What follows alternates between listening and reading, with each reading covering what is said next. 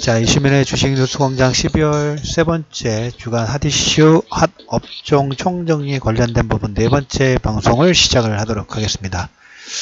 앞에 시간에서는 SK그룹의 최근 인수 관련된 부분들을 브리핑을 좀 드렸어요. 이번 시간에서는 준비가 철저해야 되죠. 매력적으로 인수 합병 부분을 진행하려면 그 준비 부분들을 어떻게 했고 실제 인수 합병 부분에서 결과치가 어떻게 나왔는지 이런 몇 가지 사례 최근 한 3년에서 5년 정도의 진행 상황 부분들을 좀 체크를 해보면서 향후에 그 기업들이 나아가자 하는 이 기업이 나아가자 하는 방향 부분들까지 한번 코멘트를 좀 드려보도록 하겠습니다. 자, 첫 번째로 지금 말씀드릴 부분은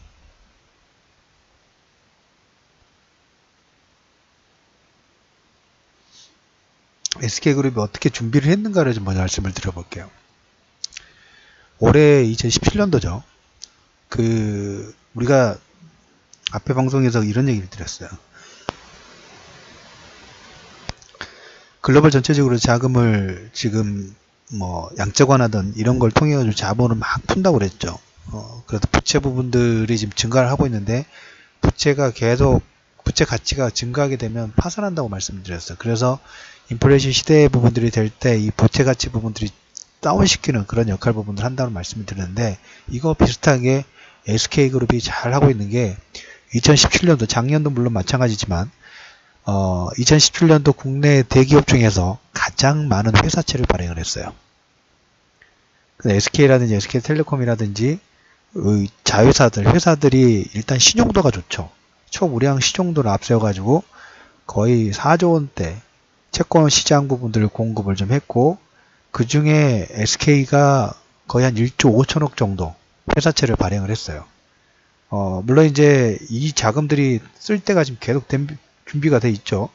SK텔레콤이 한 6,500억 정도, SK건설이 3,400억, 브로드밴드가 3,000억, SK 인천석유화학이 3,000억, SKENS가 2,500억 정도 순으로 공모채를 발행해가지고 전체 그룹이 4조 원대 회사채를 발행을 해가지고 이걸 소화를 시켰어요. 그 의미는 역으로 뭡니까? 물론 회사채가 이율이 없는 건 아닙니다라면은 우량한 기업이다 보니까 신용도가 높은 상태에서 이율 자체도 낮죠. 이율 자체가 낮아요. 그래서 이 4조 원이라는 자금을 일단 쥐고 있는 거예요. 현금 부분들을 쥐고 있다고 보시면 될 것 같아요. 그래서 작년에도 이거 대비 한 3, 4천억 정도 조금 덜 발행하기는 했습니다만 작년에도 1위였고 올해도 1위예요. 그걸 통해 가지고 이 자금을 어디다 쓰고 있냐면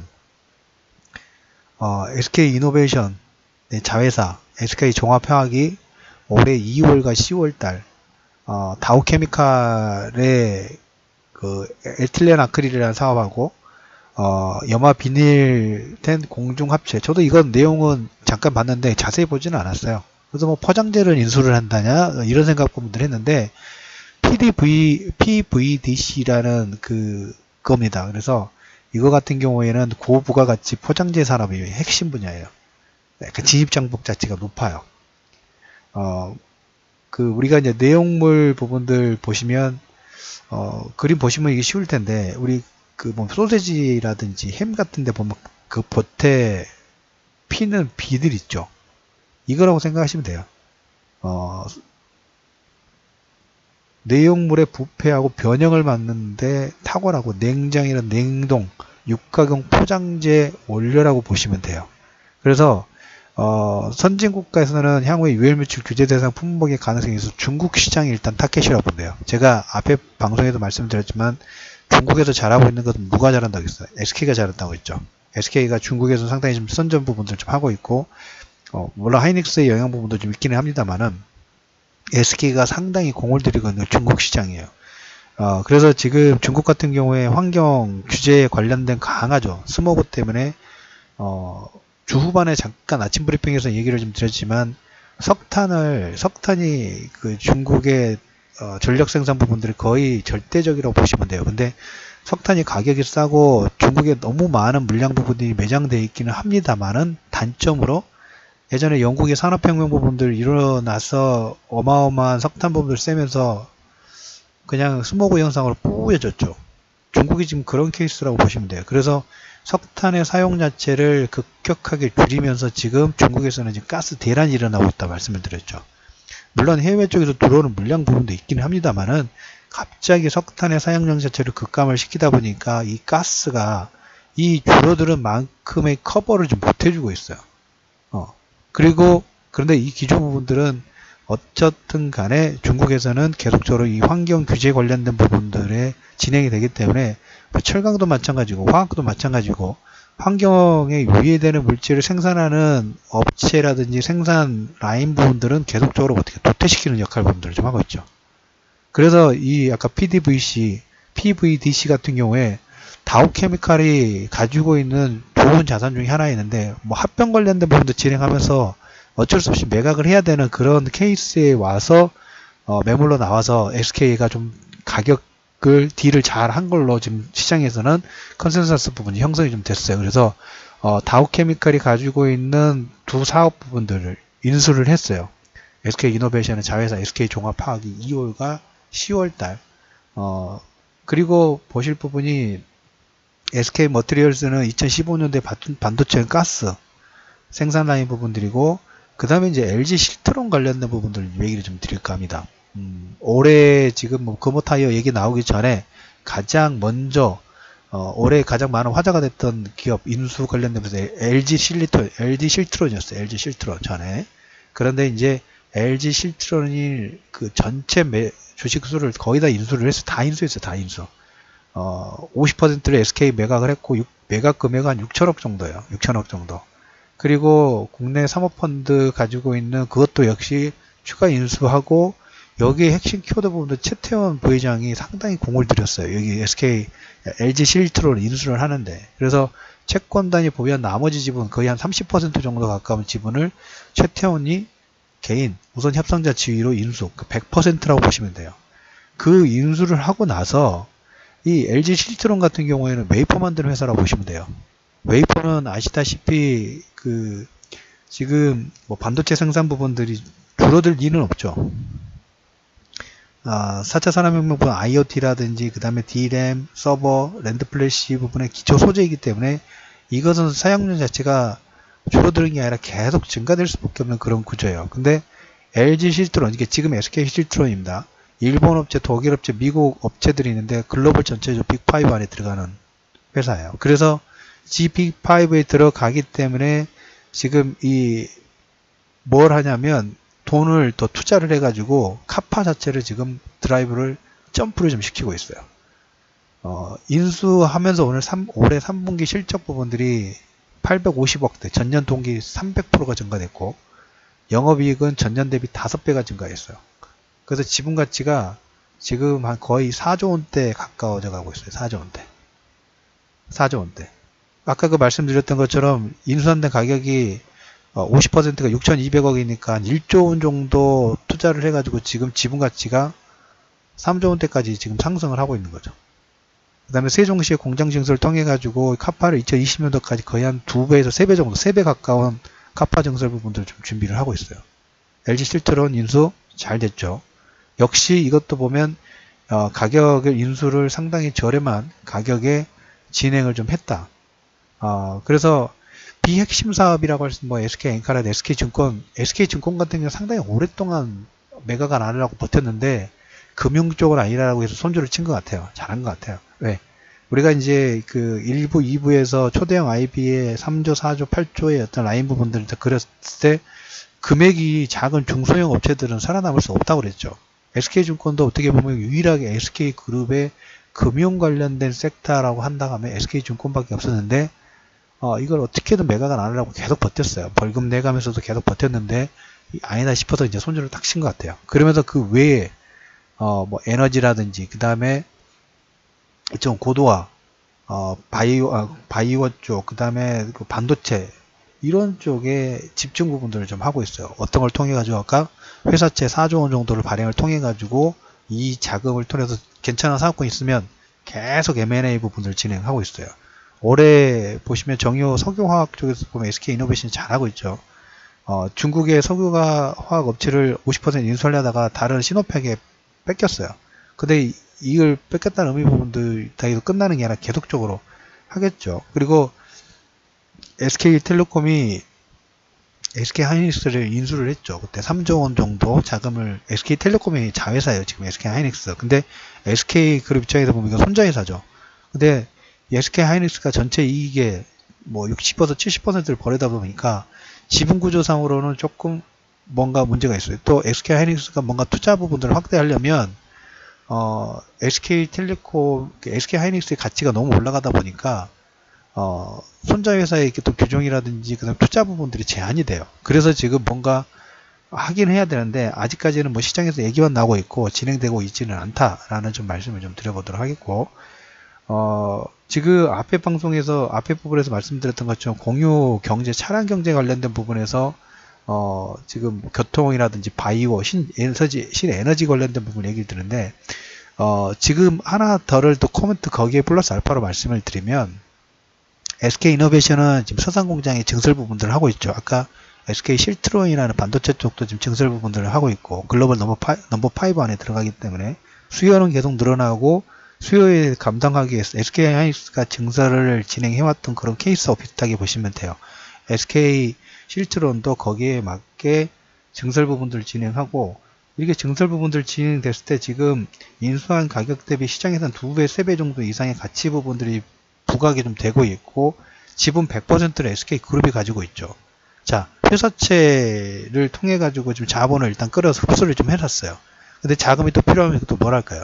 SK 실트론 그룹 자체를 100% 비상장 기업이기 때문에 이걸 IPO를 진행하게 되면, 전에 IPO를 한번 하려다가 오늘 공모 가격이나 이런 부분이 맞지 않아서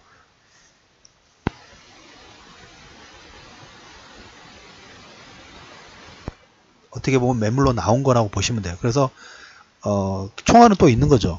지금 뭐 인수된 다음에 영업이익이 300% 늘어나고 뭐 이렇게 증가되는 폭이 보인다 하면 향후 이제 IPO 부분들 진행할 때 지분 100%를 가지고 있기 때문에 뭐 한 20-30% 정도 지분을 내놓는다 하더라도 큰 문제 부분들은 없겠죠. 근데 이 나오는 자금을 가지고 또 뭔가를 만들 수 있는 총알이 좀 생긴다는 거죠. 그걸 얘기를 드리는 거고, 그리고 이제 SK텔레콤 같은 경우에 5G 통신 관련된 부분들이 특화되어 있죠. 우리나라도 마찬가지고, 업체, 그 수입차 업체 BMW 코리아하고, 그 다음에 통신 장비 업체 에릭슨하고 함께 5 통신을 이용해서 커넥티드 카를 지금 개발 진행 부분들 하고 있어요. 그래서 어떻게 보면 3부에서 얘기를 드렸던 것처럼 그 자동차 관련된 부분들이 아직까지 메인은 아닙니다만은 준비는 돼 있는 거죠.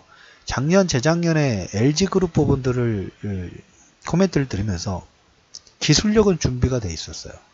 기술력 부분들이 준비가 되는데 시장에서는 전장 쪽에 진격을 할 것인가 말 것인가, 여기에 대해서 계속 해소점 부분들 할 때 준비가 돼 있는 상태에서 조그만 변화 부분들하고 투자만 받고, 그리고 이 실력 부분들이 기술력이라든지 어떤 뭐 카파 부분들, 이 산업군 자체에 발을 담궈 놓고 있기 때문에 혼자 모든 걸 다 짊어지고 갈 수는 없죠.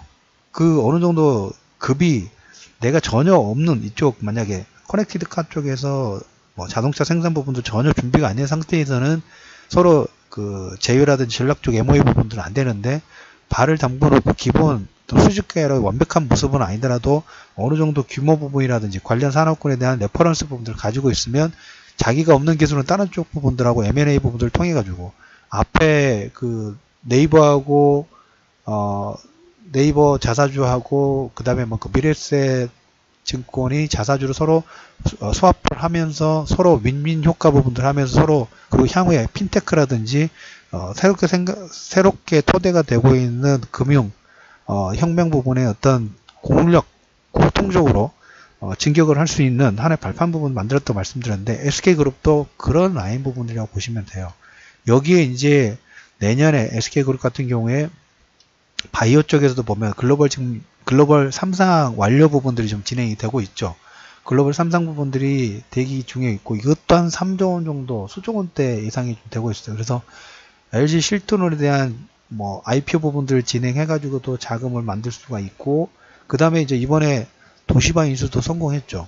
웨스턴 디지털하고 도시바하고 화해 부분들을 하면서 거의 마무리돼 가고 있는 것 같아요. 20조 원 정도 인수 가액이었는데 4조 원 정도 투자를 하면서 SK 하이닉스가 방송에서 여러 번 얘기를 드렸습니다만 SK 하이닉스가 D램에 대한 기술력 부분들은 가지고 있는데 3D 랜드 관련된 기술력 부분들이 뭐 특허라든지 이런 부분이 조금 취약한 부분들이 없잖아 좀 있어요. 이건 어떻게 비교해 보시면 되냐면 삼성전자가 그 전장에 대한 그 전기 제품에 대한 기술력 부분들 분명히 있는데 전장 부품 관련된 부분들은 이 진입 장벽 자체가 상당히 좀 높고 진입을 하더라도 까다로워요.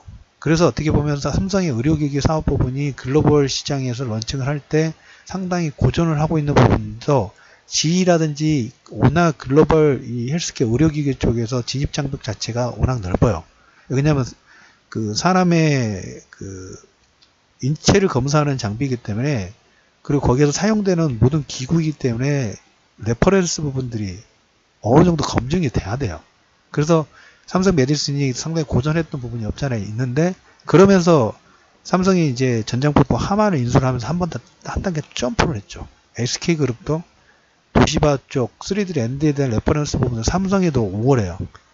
하지만 그 전장에 대한 기술력 부분은 LG가 우월했었는데 삼성이 하마를 인수하면서 점프를 했죠. SK그룹도 도시바를 인수를 통해 가지고 이런 그 점프하는 M&A 하는 이유가 그거죠. 기술 개발할 시간이 없고 좋은 기업 있으면 사가지고 자기 기술력 부분 한 단계 업그레이드 시키는 역할을 하는 게 그거 당연한 그거라고 보시면 됩니다. 그래서 자금이 일단 준비가 좀 돼 있고 회사채 발행 1등 우량 회사다 보니까